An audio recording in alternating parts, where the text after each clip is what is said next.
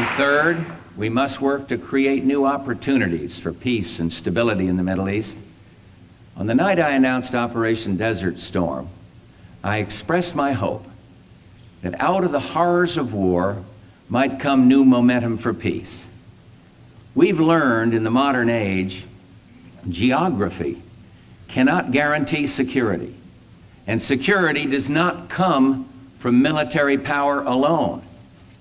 All of us know the depth of bitterness that has made the dispute between Israel and its neighbors so painful and intractable. Yet, in the conflict just concluded, Israel and many of the Arab states have for the first time found themselves confronting the same aggressor. By now it should be plain to all parties that peacemaking in the Middle East requires compromise. At the same time, peace brings real benefits to everyone. We must do all that we can to close the gap between Israel and the Arab states and between Israelis and Palestinians.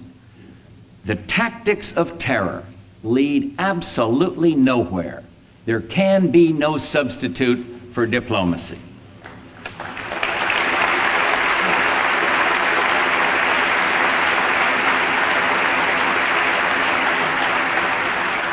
Comprehensive peace must be grounded in United Nations Security Council resolutions 242 and 338 and the principle of territory for peace.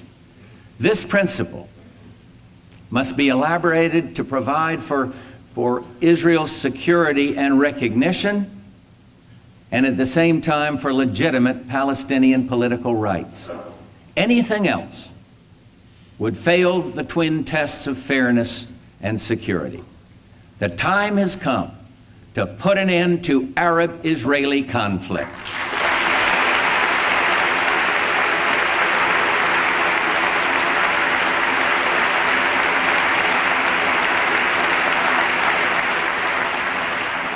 The war with Iraq is over. The quest for solutions to the problems in Lebanon, in the Arab-Israeli dispute, and in the Gulf must go forward with new vigor and determination. And I guarantee you, no one will work harder for a stable peace in the region than we will. Fourth, we must foster economic development for the sake of peace and progress.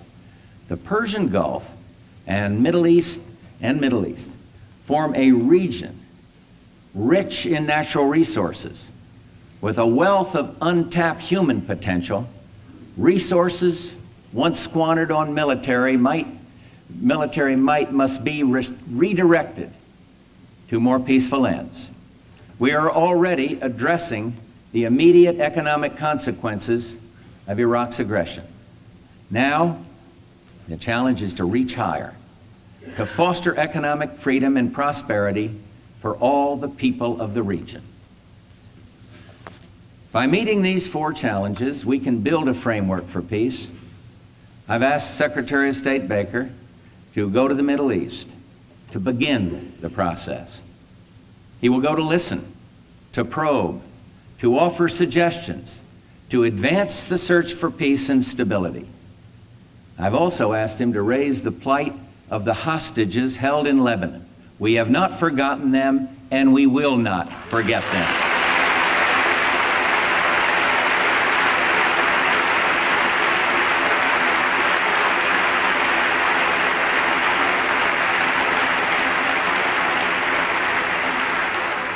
To all the challenges that confront this region of the world, there is no single solution, no solely American answer. But we can make a difference. America will work tirelessly as a catalyst for positive change. But we cannot lead a new world abroad if at home it's politics as usual on American defense and diplomacy. It's time to turn away from the temptation to protect unneeded weapon systems and obsolete bases. It's time to put an end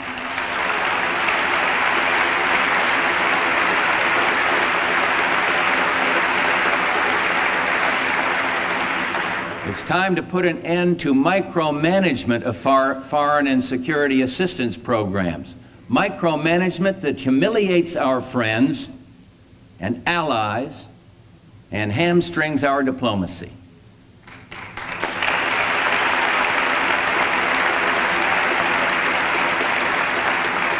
It's time to rise above the parochial and the pork barrel to do what is necessary, what's right, and what will enable this nation to play the leadership role required of us. The consequences of the conflict in the Gulf reach far beyond the confines of the Middle East. Twice before in this century, an entire world was convulsed by war. Twice this century, out of the horrors of war, hope emerged for enduring peace. Twice before, those hopes proved to be a distant dream beyond the grasp of man. Until now, the world we've known has been a world divided, a world of barbed wire and concrete block, conflict, and Cold War. Now we can see a new world coming into view, a world in which there is the very real prospect of a new world order. In the words of Winston Churchill, a world order in which the principles of justice and fair play protect the weak against the strong. A world where the United Nations, freed from Cold War stalemate, is poised to fulfill the historic vision of its founders. A world in which freedom and respect for human rights find a home among all nations. The Gulf War put this new world to its first test. And my fellow Americans, we passed that test for the sake of our principles, for the sake of the Kuwaiti people. We stood our ground because the world would not look the other way. Ambassador El Saba, tonight, Kuwait is free. We're very happy about that.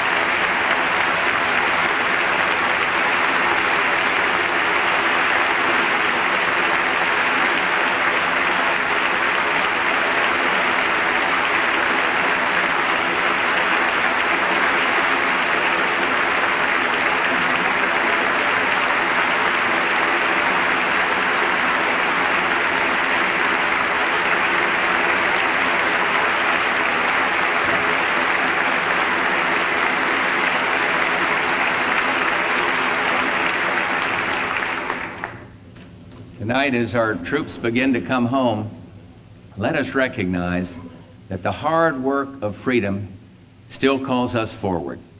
We've learned the hard lessons of history. The victory over Iraq was not waged as a war to end all wars.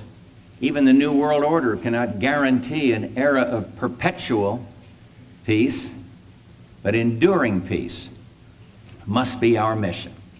Our success in the Gulf will shape not only the new world order we seek, but our mission here at home.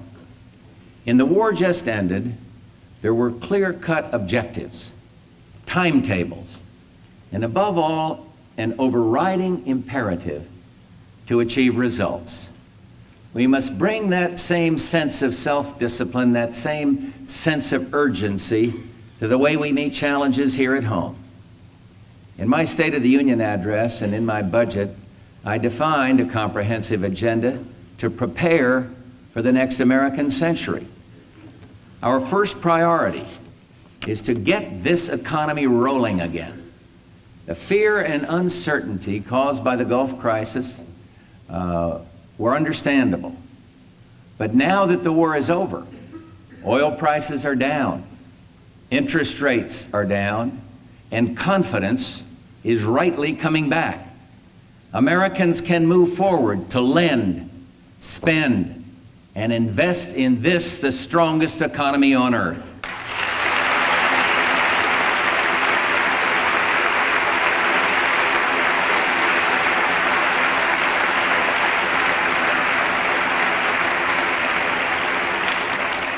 We we must also enact the legislation that is key to building a better America.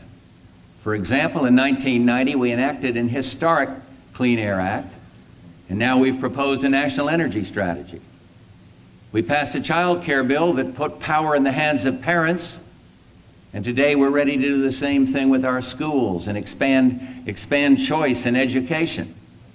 We passed a crime bill that made a useful start in fighting crime and drugs. This year, we're sending to Congress our comprehensive crime package to finish the job. We passed the landmark Americans with Disabilities Act, and now we've sent forward our Civil Rights Bill. We also passed the Aviation Bill. This year, we've sent up our new Highway Bill. And these are just a few of our pending proposals for reform and renewal. So tonight, I call on the Congress to move forward aggressively on our domestic front. Let's begin with two initiatives we should be able to agree on quickly: transportation and crime. And let's build on success with those and enact the rest of our agenda. If our forces could win the ground war in 100 hours, then surely the Congress can pass this legislation in 100 days.